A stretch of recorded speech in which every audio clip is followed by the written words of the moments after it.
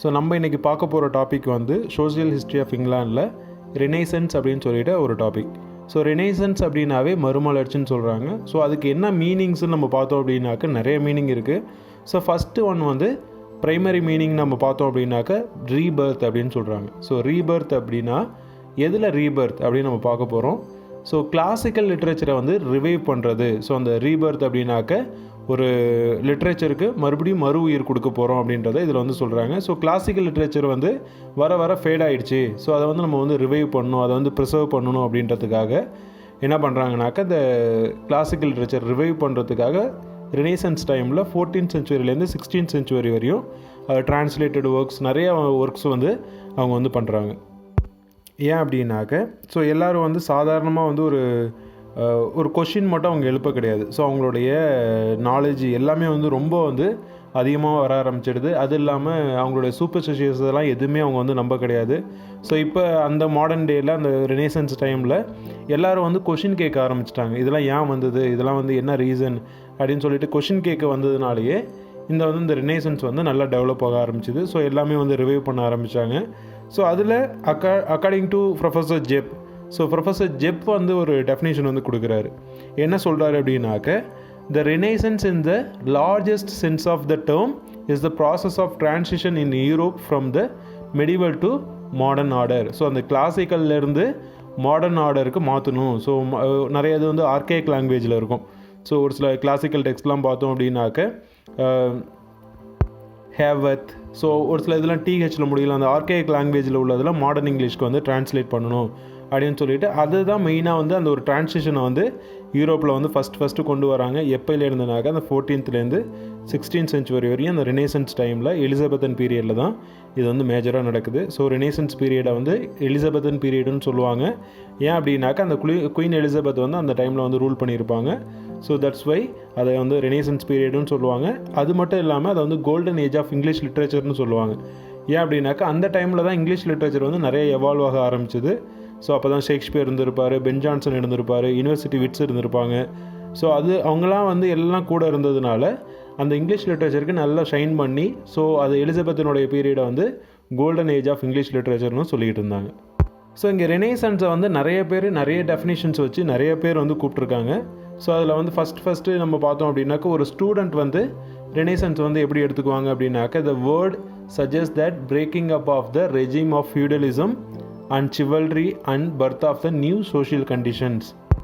So அந்த students கூட என்ன பண்ணுறாங்க அப்படின்னாக்க நிறைய சோஷியல் கண்டிஷன்ஸ் நிறைய வந்து அந்த சிவல்ரிக் மேபி த கரேஜியஸ் நிறைய வந்து அந்த ஒரு ஃபியூடல் சிஸ்டம் எல்லாத்துலேயும் வந்து அவங்க வந்து சேஞ்சஸ் வேணும், நிறைய இதில் வந்து அவங்க வந்து ஷைன் அப் ஆகணும் அப்படின்றதில் அவங்க வந்து ஸ்டூடெண்ட்ஸு கூட அவங்க மூலயமா அவங்க அண்டர்ஸ்டாண்ட் பண்ணிக்கிட்டு அந்த டெஃபினேஷன் வந்து சொல்கிறாங்க.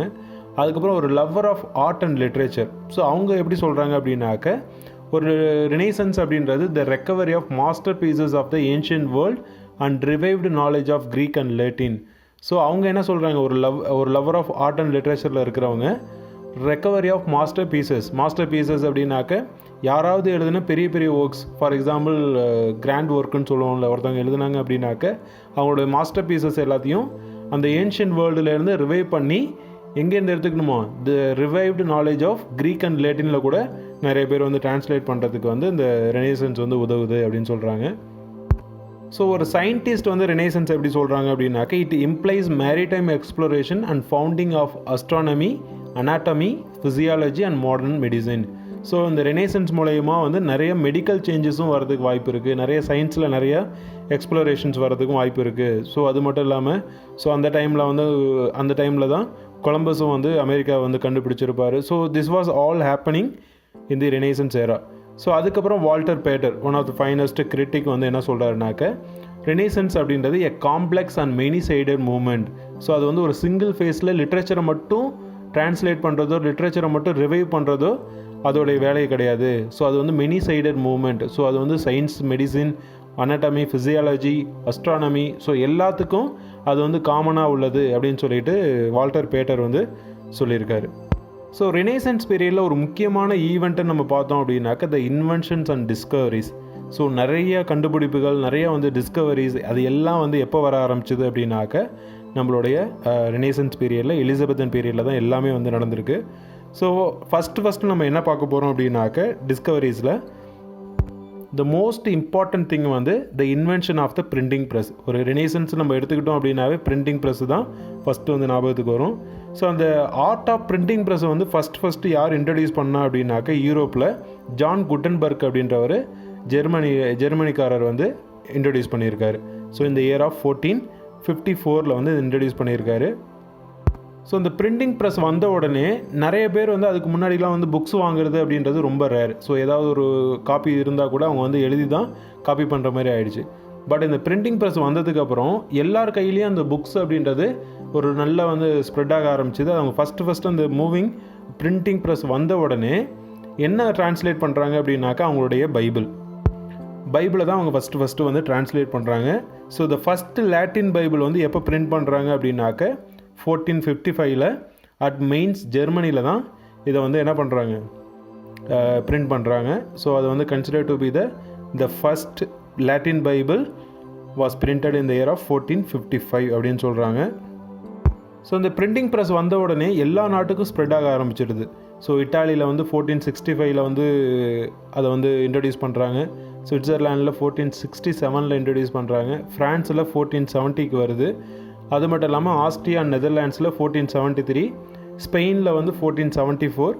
ஸோ இது எல்லாமே வந்து கொஞ்சம் கொஞ்சமாக அந்த மூவபிள் பிரிண்டிங் ப்ரெஸ் வந்து எல்லா இடத்துலையும் ஸ்ப்ரெட் ஆகி அவங்களும் என்ன பண்ணுறாங்க அப்படின்னாக்க பைபிளில் ப்ரெஸர் பண்ணுறது, எந்தெந்த புக்ஸ்லாம் வந்து ரொம்ப ஏன்ஷியன்ட் கலெக்ஷன் இருக்கோ கிளாசிக்கல் லிட்ரேச்சர்ஸ் எல்லாத்தையும் வந்து பிரிண்டட் வெர்ஷனில் எல்லாத்தையும் வந்து என்ன பண்ணிக்கிறாங்க, பிரிண்ட் பண்ணி மக்கள்கிட்டையும் அதை வந்து டிஸ்ட்ரிபியூட் பண்ணுறாங்க. ஸோ யாருக்கெல்லாம் வேணுமோ அந்த காஸ்ட் ஆஃப் ரேஞ்சில் வந்து அதை வந்து டிஸ்ட்ரிபியூட் பண்ணி அதையும் வந்து ப்ரெசர்வ் பண்ணி வைக்கிறாங்க. ஸோ நமக்கு முக்கியமாக எதோ நம்ம பார்க்க போகிறோம் அப்படின்னாக்க பிரிண்டிங் ப்ரெஸ் வந்து எப்போ இங்கிலாண்டில் செட் பண்ணாங்க அப்படின்றது தான். So the first printing press was introduced in England by William Caxton in the year of 1476. So this is one of the very important point of renaissance period. So first printing press was introduced in England by William Caxton in the year of 1476. So இங்கிலாண்டில் வந்த உடனே இங்கிலாண்டில் உள்ள சப்ஸ்டேட்ஸ் ஒவ்வொரு ஸ்டேட்ஸ்லேயும் என்ன ஆகுது அப்படின்னாக்கா ரொம்ப அப்படியே ஃபேமஸாக அது அப்படியே டெவலப் ஆக ஆரம்பிக்குது. 1478 ஆக்ஸ்போர்டில் செட் பண்ணுறாங்க. செயின்ட் ஆல்பன்ஸில் 1479 வந்து செட் பண்ணுறாங்க. So first printing press in லண்டன்லேயும் எப்போ வந்து செட் பண்ணுறாங்க அப்படின்னாக்க வெஸ்ட்மினிஸ்டரில் 1480 வந்து செட் பண்ணுறாங்க. ஸோ இந்த ப்ரெஸ்ஸஸ் எல்லாம் மோஸ்ட்லி எதை கான்சன்ட்ரேட் பண்ணுது அப்படின்னாக்க இந்த லாட்டின் புக்ஸ். பட் அதோடைய புக்ஸ் எல்லாம் இங்கிலீஷ் வந்து பிரிண்ட் ஆகினாலும் for the first time only in 1483. So இங்கிலீஷில் ஃபஸ்ட்டு எப்போ வந்து புக்கை வந்து பிரிண்ட் பண்ண ஆரம்பித்தாங்க அப்படின்னாக்க 1483 தான் அதை வந்து பிரிண்ட் பண்ண ஆரம்பிக்கிறாங்க. அதுக்கு முன்னாடி வரையும் 1454 நம்ம ஜான் குட்டன்பர்க் இன்ட்ரடியூஸ் பண்ணதுலேருந்தே எல்லோரும் எதில் வந்து என்ன பிரிண்ட் பண்ணாங்க அப்படின்னாக்க ஃபுல்லாகவே எல்லாமே வந்து லாட்டினில் தான் பிரிண்ட் பண்ணியிருக்காங்க. So it was the first time இந்த இயர் ஆஃப் 1483 அப்போ தான் என்ன பண்ணுறாங்க அப்படின்னாக்க அந்த ஒரு இங்கிலீஷில் ஃபஸ்ட் டைம் வந்து பிரிண்ட் பண்ணுறாங்க. ஸோ அந்த பிரிண்ட் பண்ண ஆரம்பித்த உடனே books became very cheaper. So எல்லாரோடைய கையிலையும் புக்ஸ் வந்து ரொம்ப ஈஸியாக வந்து கிடச்சிடுது, எல்லாத்துக்கும் சீப்பராகவே கிடச்சிடுது. ஸோ அந்த டைமில் இருக்கிற அந்த பிரிண்டர்ஸ் எல்லாமே வந்து மேனுவலாக பண்ணுற மாதிரி இருந்ததுனால ரொம்ப ஸ்லோவாக இருந்தது. பட் அதில் வந்து மோஸ்ட்லி என்ன பண்ணாங்க அப்படின்னாக்கா மொனாஸ்ட்ரியில் உள்ள காப்பீஸ்ட் எல்லாமே வந்து ப்ரிசர்வ் பண்ணி வைக்க ஆரம்பிச்சிட்டாங்க. ஸோ பிரிண்டிங் ப்ரெஸ்ஸுக்கு அப்புறம் முக்கியமான ஒரு கண்டுபிடிப்பை நம்ம பார்த்தோம் அப்படின்னாக்க mariner's compass. So mariner's compass தான் அடுத்தது நம்ம பார்க்க போகிறோம் முக்கியமான ஒரு இன்வென்ஷனாக நம்ம வந்து பார்க்குறோம். ஸோ மரைனர்ஸ் காம்பஸ் வந்ததுக்கப்புறம் தான் அந்த செயிலர்ஸ், அதாவது நம்ம சீ வாயேஜ் எடுக்கிறவங்க எல்லாருமே வந்து பயப்படாமல் அந்த ஒரு மரைனர்ஸ் காம்பஸை வச்சு ரொம்ப தூரம் வந்து ட்ராவல் பண்ணுறதுக்கு அந்த மரைனர்ஸ் காம்பஸை வச்சு போயிட்டு இருந்தாங்க. அதுக்கு முன்னாடி எல்லோரும் என்ன பண்ணாங்க அப்படின்னாக்க ஒரு கடலில் கொஞ்சம் பயணம் பண்ணாங்க அப்படின்னாக்க எங்கே போகிறாங்க, எங்கே வராங்க, எந்த இடத்துக்கிட்ட இருக்கும் அப்படின்னு சொல்லி கூட அவங்களுக்கு தெரியாது. ஏன் அப்படின்னாக்கா அந்த மரைனர்ஸ் காம்பஸ் வந்ததுக்கப்புறம் தான் யார் எவ்வளோ தூரம் போகிறாங்க, எந்த இடத்துல என்னென்ன இருக்குது அப்படின்றதெல்லாம் கண்டுபிடிக்கிறதுக்கு ஒரு முக்கியமான ஒரு இன்வென்ஷனாக எல்லாருமே பார்த்தாங்க. ஸோ அந்த செயிலர்ஸும் வந்து ரொம்ப தூரம் போய் அந்த கடலில் அந்த வாயேஜஸ்லாம் போயிட்டு வரதுக்கு ஒரு பாசிபிலிட்டியும் அது ஒரு மரைனர்ஸ் காம்பஸ் வந்து கொடுத்தது. ஸோ அதுக்கப்புறம் நம்ம பார்த்தோம் அப்படின்னாக்கா அந்த காம்பஸ் வந்ததுக்கப்புறம் நிறைய பேர் வந்து ரொம்ப தூரம் போக ஆரம்பிச்சிட்டாங்க. ஸோ டிஸ்டன்ஸ் ஈஸெலாம் போகிறதுக்கு அது வந்து ஒரு பாசிபிலிட்டியை கொடுத்தது. அது இல்லாமல் அந்த ஒரு வேர்ல்ட் சைஸ் வந்து எப்படிலாம் இருக்குதுன்னு நம்ம காமிக்கிறதுக்கு இந்த ஒரு மரைனர்ஸ் காம்பஸ் வந்து ஒரு முக்கியமானதாக இருந்தது. ஸோ ஏன் அப்படின்னாக்கா எந்தெந்த லேண்டில் யார் இருக்காங்க, ஸோ அங்கெல்லாம் வந்து மக்கள் இருக்காங்களா அப்படின்றத பார்க்குறதுக்கு கூட அந்த சி வாயேஜ் வந்து ஒரு முக்கியமான ஒரு அங்கமாக வந்து வகிச்சிருக்கு. ஸோ அதுக்கப்புறம் நம்ம பார்த்தோம் அப்படின்னாக்க after the invention of mariner's compass we have telescope. So telescope வந்ததுக்கு அப்புறம் தான் என்னாச்சு அப்படின்னாக்க ஒரு சாதாரணமாக ஒரு ஸ்கையை வந்து நம்ம வந்து பார்க்க முடியும், பட் நம்மளால் ஸ்கேன் பண்ண முடியாது. ஸோ இந்த அப்சர்வர்ஸ் என்ன பண்ணாங்க அப்படின்னாக்க நிறைய ரிசர்ச்சர்ஸ் வந்து அந்த அந்த ஸ்கையை வந்து ஸ்கேன் பண்ணுறதுக்கு இந்த டெலஸ்கோப் வந்து மோஸ்ட்லி யூஸ் பண்ணியிருக்காங்க. ஸோ அந்த it was the beginning of science of astronomy அப்படின்னு வந்து சொல்கிறாங்க. ஸோ இந்த டெலஸ்கோப் எப்போ கண்டுபிடிச்சாங்களோ அந்த டெலஸ்கோப் வந்ததுலேருந்தே அந்த வந்து ஒரு சயின்ஸ் வந்து நல்லா வளர ஆரம்பிச்சிது அப்படின்றதையும் அவங்க சொல்கிறாங்க. ஸோ அது மட்டும் இல்லாமல் அவங்க இன்னும் என்ன கண்டுபிடிக்கிறாங்கனாக்க அந்த எர்த் இந்த solar system was realised. So ஒரு சோலார் சிஸ்டம் வந்து எப்படிலாம் இருக்குது அப்படின்றத ஒரு டெலஸ்கோப் மூலயமா அவங்க வந்து கண்டுபிடிக்கிறாங்க. ஸோ இந்த டைமில் ஒரு ஹிஸ்டாரிக்கல் ஈவெண்ட் நம்ம பார்த்தோம் அப்படின்னாக்க the fall of Constantinople. So the capital of the Eastern Roman Empire by the Turks அவங்க வந்து டிஃபீட் பண்ணியிருப்பாங்க. ஸோ அந்த கான்ஸ்டாண்டினோபிள் வந்து ஃபால் ஆகி அந்த டர்க்ஸ் வந்து ஆக்குபை பண்ணுவாங்க. ஸோ இட் வாஸ் இந்த இயர் ஆஃப் 1453 இது வந்து நடந்திருக்கும். அதுக்கப்புறம் ரினேசன்ஸ் கொஞ்சம் கொஞ்சமாக எல்லா இடத்துலையும் ஸ்ப்ரெட் ஆக ஆரம்பிச்சிது, எஸ்பெஷலி இன் இட்டாலி. ஸோ ஃபஸ்ட்டில் நம்ம பார்க்குறது வந்து இங்கிலாண்டுக்கு அப்புறம் மோஸ்ட்லி ரினேசன்ஸ் ரொம்ப ஸ்ப்ரெட் ஆனது எங்கே அப்படின்னாக்க இட்டாலியில் தான் ஸ்ப்ரெட் ஆனிச்சு. அது யாருடைய உதவினால் ஸ்ப்ரெட் ஆச்சு அப்படின்னாக்க டான்டே, பெட்ரார்க், பொக்காஷியோ அப்படின்னு சொல்லிட்டு 3 போயட்ஸ் இருப்பாங்க. ஸோ 3 ரைட்டர்ஸ் தான் அவங்க வந்து மெயின் ஃபிகர்ஸ் தான் என்ன பண்ணாங்க ரினேசன்ஸை வந்து இட்டாலியில் வந்து டெவலப் பண்ணுறதுக்கு ஒரு முக்கியமான அங்கமாக வந்து இருந்திருக்காங்க. ஸோ அதுக்கப்புறம் நம்ம பார்த்தோம் அப்படின்னாக்க 1396 க்ரீக் லாங்குவேஜை வந்து யார் வந்து டீச் பண்ணியிருப்பா அப்படின்னாக்க it was taught by the Greek peoples. So இட்டாலியில் வந்து அந்த க்ரீக்கை வந்து அந்த கிரைசோலரஸ் ஃப்ரம் கான்ஸ்டாண்டினோபிள் அவங்க தான் வந்து அந்த க்ரீக் வந்து டீச் பண்ணி கொடுத்துட்டு போகிறாங்க. இந்த டைமில் நிறையாவே நடக்க ஆரம்பிக்குது. ஸோ இட்டாலியன் ஸ்டேட்ஸ் எல்லாமே வந்து it was ruled by the despots and who competed with one another with the splendor of their courts.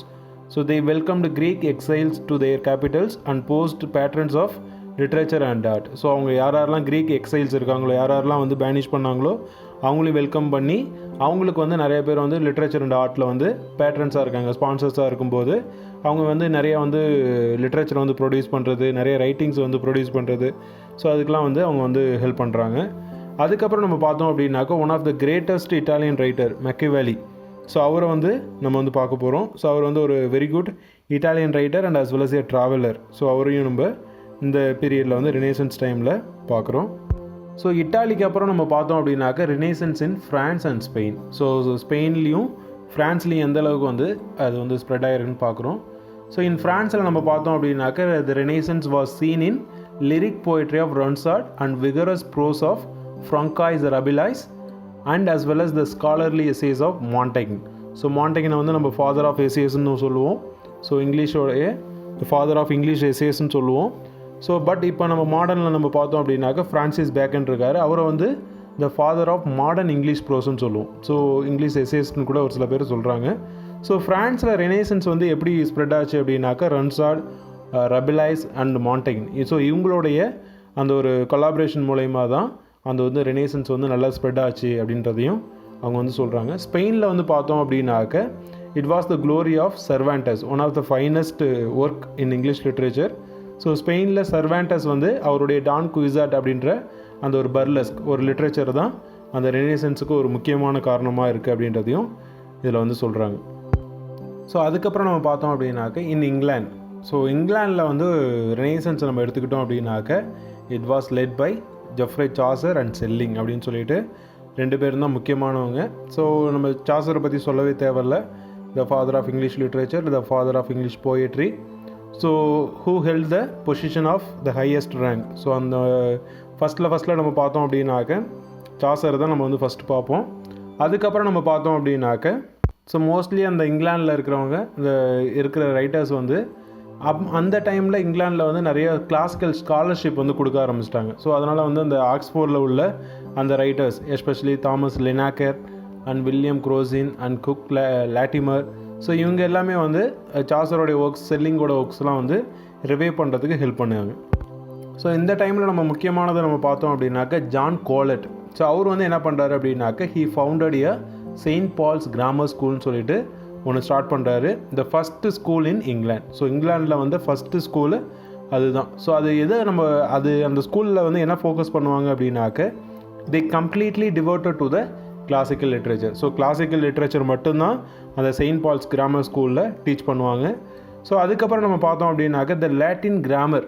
So இந்த கிராமரை வந்து யார் ப்ரிப்பேர் பண்ணுவா அப்படின்னாக்க வில்லியம் லில்லி அப்படின்னு சொல்லிட்டு அவர் தான் வந்து அந்த லாட்டின் கிராமரை வந்து அவர் தான் ஃபஸ்ட்டு ப்ரிப்பேர் பண்ணார். ஸோ அவர் யார் அப்படின்னாக்க the first head master of the school. அந்த செயின்ட் பால்ஸ் கிராமர் ஸ்கூலில் அவர் தான் வந்து ஹெட் மாஸ்டராக வந்து இருந்திருக்காரு. ஸோ அந்த செயின்ட் பால்ஸ் அந்த கிராமர் ஸ்கூலுக்கு அப்புறம் பார்த்தோம் அப்படின்னாக்கா கொஞ்சம் கொஞ்சமாக த கிறிஸ் ஹாஸ்பிட்டல், த சார்ட்டர் ஹவுஸ் அப்படின்னு சொல்லிட்டு அதர் ஸ்கூல்ஸ்லாம் வந்து லண்டனில் வந்து கொஞ்சம் கொஞ்சமாக ஸ்டார்ட் ஆக ஆரம்பிச்சிடுச்சு. ஸோ அதுக்கப்புறம் பார்த்தோம் அப்படின்னாக்க அடுத்து வர கிங் அண்ட் குயின் எல்லாமே வந்து ஸ்கூல் ஸ்டார்ட் பண்ணுறதுலேயும் எஜுகேஷன்லேயும் வந்து நல்லா வந்து இம்பார்ட்டன்ஸ் வந்து கொடுத்துருக்காங்க. ஸோ அதில் நம்ம பார்த்தோம் அப்படின்னாக்க அந்த பாக்ஸில் நீங்கள் பார்த்தீங்கன்னாவே தெரியும். ஸோ ஹென்ரி 8th பீரியடில் வந்து எத்தனை ஸ்கூல் வந்து ஸ்டார்ட் பண்ணியிருக்காங்க, 63 ஸ்கூல்ஸ் வந்து ஸ்டார்ட் பண்ணியிருக்காங்க. ஸோ எட்வர்ட் 6 பீரியடில் வந்து 50 நியூ ஸ்கூல்ஸ் வந்து ஸ்டார்ட் பண்ணியிருக்காங்க. அதேமாதிரி குயின் மேரியோடைய ரூலிங் டைமில் வந்து 19 ஸ்கூல்ஸ் வந்து ஸ்டார்ட் பண்ணியிருக்காங்க. அதுக்கப்புறம் நம்ம ஏற்கனவே சொன்ன மாதிரி the golden age of English literature வந்து எலிசபெத்தன். ஸோ அது மட்டும் இல்லாமல் அவங்க எஜுகேஷனுக்கு நல்ல இம்பார்ட்டன்ஸ் கொடுத்து 138 நியூ ஸ்கூல்ஸ் வந்து ஸ்டார்ட் பண்ணியிருக்காங்க அப்படின்றதும் நம்ம இதில் பார்க்க முடியுது. ஸோ அதுக்கப்புறம் the renaissance as an age of translation. நான் வந்து ஏற்கனவே நான் சொல்லியிருக்கேன். ஸோ ஏன்ஷியன் லிட்ரேச்சர் எல்லாத்தையும் ரிவைவ் பண்ணுறதுல ரெனேசன்ஸ் வந்து நல்லா ஃபோக்கஸ் பண்ணுவாங்க. ஸோ அதே மாதிரி இந்த டைமில் அந்த ரெனேசன்ஸ் டைமில் நிறைய டிரான்ஸ்லேஷன்ஸ் வந்து நிறைய பேர் பண்ண ஆரம்பிச்சிட்டாங்க. அது மோஸ்ட்லி யாரோடைய ஒர்க்ஸ்லாம் பண்ணாங்க அப்படின்னாக்க Virgil, Ovid, Cicero, Demosthenes and Plutarch.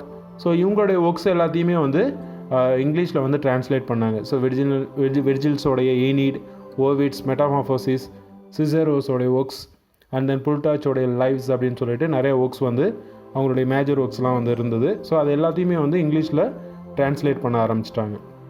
So அதில் ஃபஸ்ட்டு வந்த டிரான்ஸ்லேஷன் நம்ம பார்த்தோம் அப்படின்னாக்க ஜார்ஜ் சாப்மேன் டிரான்ஸ்லேட் பண்ண ஹோமரோடைய ஒர்க்ஸ் தான் வந்து ஃபஸ்ட்டு அவங்க வந்து டிரான்ஸ்லேட் பண்ணியிருக்காங்க. It was appeared in the year of 1598 இந்த ஃபஸ்ட் பார்ட் வந்து ரிலீஸ் பண்ணுறாங்க.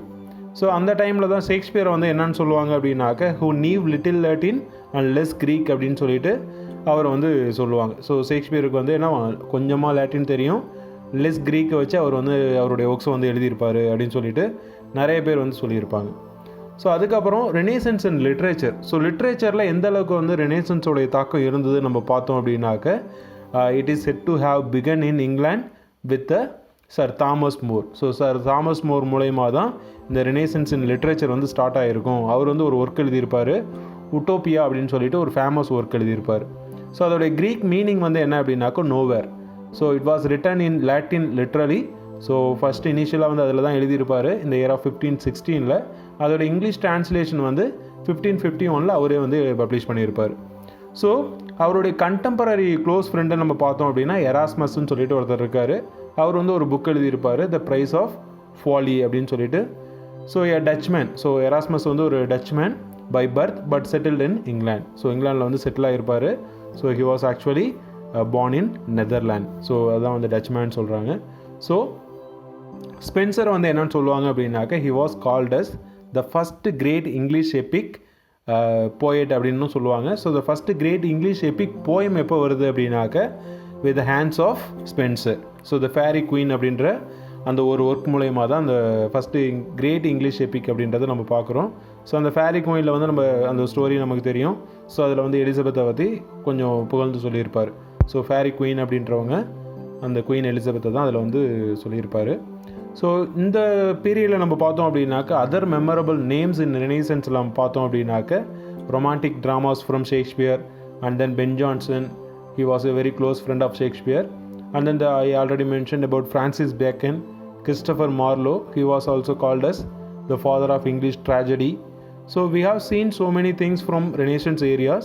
And Renaissance educational changes நம்ம பார்த்தோம் அப்படின்னாக்க that is new educational system சொல்லிட்டு ஒன்று வந்து ஸ்டார்ட் பண்ணியிருப்பாங்க. They experimented by Comenius. So Comenius and Rabelais and as well as Montaigne. So இவங்க மூலயமா தான் அந்த நியூ எஜுகேஷனல் சிஸ்டம் அப்படின்றது நமக்கு வந்து ஸ்டார்ட் ஆகுது. ஸோ அதுக்கப்புறம் நம்ம ரினைசன்ஸில் இன்னொன்று முக்கியமானது நம்ம என்ன பார்க்க போகிறோம் அப்படின்னாக்க த டிஸ்கவரிஸ். ஸோ ஏற்கனவே நான் இடையிலேயே நான் சொல்லியிருப்பேன், த டிஸ்கவரிஸ் அப்படின்றது ரினைசன்ஸில் ரொம்ப முக்கியமானது. ஸோ அந்த ஃபஸ்ட்டு ஒன்று நம்ம என்ன பார்க்குறோம் அப்படின்னாக்க, கொலம்பஸ் வந்து என்ன பண்ணுறாரு, he discovered the continent of America இந்த இயர் ஆஃப் 1492. அது வரையும் அமெரிக்கா அங்கே இருக்குதா அப்படின்னு கூட நமக்கு தெரியாது. ஸோ கொலம்பஸ் போய் தான் அந்த இடத்துல நமக்கு வந்து டிஸ்கவர் பண்ணி சொல்கிறாரு. அதுக்கப்புறம் நம்ம பார்த்தோம் அப்படின்னாக்க வாஸ்கோட காமா. ஸோ அவர் வந்து என்ன பண்ணுறாரு அப்படின்னாக்க, ஹீ ரீச்ட் காலிக்கட். ஸோ இந்தியாவுக்கு வராரு, இந்த west coast of India through the good hope in 1498 Vasco da Gama வந்து இந்தியாவுக்கு வந்து ரீச் ஆகுறாரு. And then மேகல்லன். ஸோ அவர் வந்து எங்கே எக்ஸ்ப்ளோர் பண்ணுறாரு அப்படின்னாக்க, இந்த பசிபிக் ஓஷன் இந்த year of 1519. In 1521 he reach the Philippines where he was killed. So அங்கே போன உடனே பிலிப்பைன்ஸை கண்டுபிடிக்கிறாரு, பட் அங்கே வந்து அவரை வந்து பார்த்ததும் கொண்டுடுறாங்க. So his lieutenant Sebastian del Cano return to Spain இந்த இயர் ஆஃப் 1522. அவர் தான் வந்து என்னவா, the first circumnavigation of the world அப்படின்னு வந்து அவரை வந்து சொல்கிறாங்க. ஸோ அவருடைய லெஃப்டினன்ட் யார், மேகல்லனுடைய லெஃப்டினன்ட் வந்து செபாஸ்டியன் டெல் கேனோ வந்து அவரை தேடி பின்னாடி வந்து பிலிப்பைன்ஸுக்கு அவர் he was returned to Spain in the year of 1522. So அவரை தான் first circumnavigation of the world அப்படின்னு சொல்கிறாங்க. ஸோ அதுக்கப்புறம் நம்ம பார்த்தோம் அப்படின்னாக்க த சன் வெர்சஸ் எர்த் அப்படின்னு சொல்லிட்டு நம்ம பார்க்குறோம். ஸோ அதில் வந்து என்ன பார்க்குறோம் அப்படின்னாக்க த மிடில் ஏஜஸ். ஸோ அந்த மிடில் ஏஜஸில் the world at large had accepted cosmology taught by Ptolemy of Egypt. So இதில் வந்து earth was the centre of the universe அப்படின்னு நமக்கு கண்டுபிடிச்சதே எப்போ அப்படின்னாக்க மிடில் ஆஃப் த ஏஜஸ் தான். ஸோ மிடில் ஏஜில் தான் நமக்கு வந்து சன்னுக்கும் எர்த்துக்கும் வந்து ஒரு ரிலேஷன்ஷிப் இருக்குது அப்படின்றதே நமக்கு வந்து கண்டுபிடிக்கிறாங்க. அதுவும் வித் த காஸ்மாலஜி ஆஃப் பிட்டோலமி அப்படின்றவர் தான் அங்கே வந்து நமக்கு வந்து என்னன்னு சொல்கிறாரு, எர்த் வந்து it was a centre of the universe அப்படின்றத நமக்கு வந்து சொல்கிறாரு. ஸோ இந்த 16th century Copernicus of Holland அப்படின்றவர் he discover that the sun was the centre of the universe அப்படின்னு சொல்லிட்டு சன்னை வந்து சொல்கிறாரு. ஸோ சன்னு தான் வந்து யூனிவர்ஸுக்கு வந்து சென்டர்ஸாக இருக்குது அப்படின்னு சொல்லிட்டு அவரும் சொல்கிறாரு.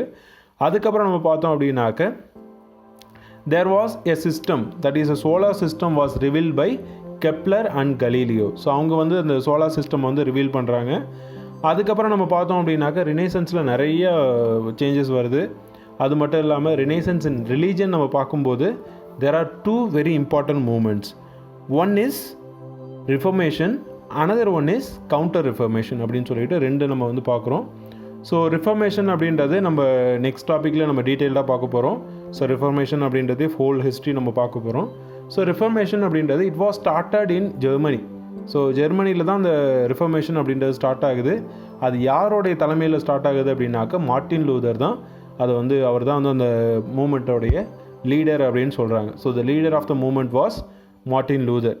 ஸோ அவருக்கு யாரெல்லாம் அசிஸ்ட் பண்ணுறாங்க அப்படின்னாக்க நிறைய பேர் அவர் கூட இருக்காங்க. பட் அந்த டைமில் ரிஃபர்மேஷனில் மெயினாக நடந்தது எது அப்படின்னாக்க பைபிள் டிரான்ஸ்லேஷன். ஸோ அது வந்து யாருடைய டிரான்ஸ்லேஷன் நம்ம பார்த்தோம் அப்படின்னாக்க வில்லியம் டிண்டல் எடுத்து தான் நம்ம வந்து ஃபஸ்ட்டு மேஜராக வந்து பார்க்குறோம். அதுக்கப்புறம் கவுண்டர் ரிஃபர்மேஷன். ஸோ அந்த ரிஃபர்மேஷனுக்கு எகெயின்ஸ்டாக இருக்கிறவங்களும் இருக்காங்க. The founding of the society of Jesus by Ignatius of Loyola இந்த இயர் ஆஃப் 1540. ஸோ அந்த ரிஃபர்மேஷனுக்கு எகெயின்ஸ்டாகவும் கவுண்டர் ரிஃபர்மேஷன் ஸ்டார்ட் ஆக ஆரம்பிக்குது. ஸோ இதை தொடர்ந்து ரினைசன்ஸோடைய ஆர்ட்டும் கொஞ்சம் கொஞ்சமாக டெவலப் ஆக ஆரம்பிச்சிது. ஸோ அந்த டைமில் யார் யார் இருந்தா அப்படின்னாக்க Michelangelo, Raphael and Leonardo da Vinci. So இவங்க எல்லாமே வந்து த ஃபேமஸ் பெயிண்டர்ஸ். ஸோ அவங்க வந்து பெயிண்டர்ஸ் மட்டும் கிடையாது, they are also like poets and sculptors. So painters மட்டும் இல்லாமல் அவங்க மற்றதுலேயும் ரொம்ப வந்து கவனம் செலுத்தியிருக்காங்க. ஸோ மைக்கேல் ஆங்கிலோ வந்து நிறையா ஃபேமஸ் ட்ராயிங்ஸ் வந்து வரைஞ்சிருக்காரு. அதில் ஃபஸ்ட் ஒன் நம்ம பார்த்தோம் அப்படின்னாக்க the statue. So statue of David and Moses அந்த பெயிட்டா அப்படின்னு சொல்லிட்டு ஒரு ஸ்டாட்யூ வந்து அவர் வந்து அந்த ஒரு சிற்பம் வந்து அவர் வடிவமைச்சிருக்காரு. And then the sculpture, there is a sculpture of Virgin Mary holding the dead body of Christ on her lap அப்படின்னு சொல்லிட்டு அந்த ஒரு ஒர்க் ஆஃப் ஆர்ட்டும் அவர் தான் பண்ணியிருக்காரு. And he was also painted the ceiling of the Sistine Chapel, the great fresco of the Last Judgment on the wall of the same chapel.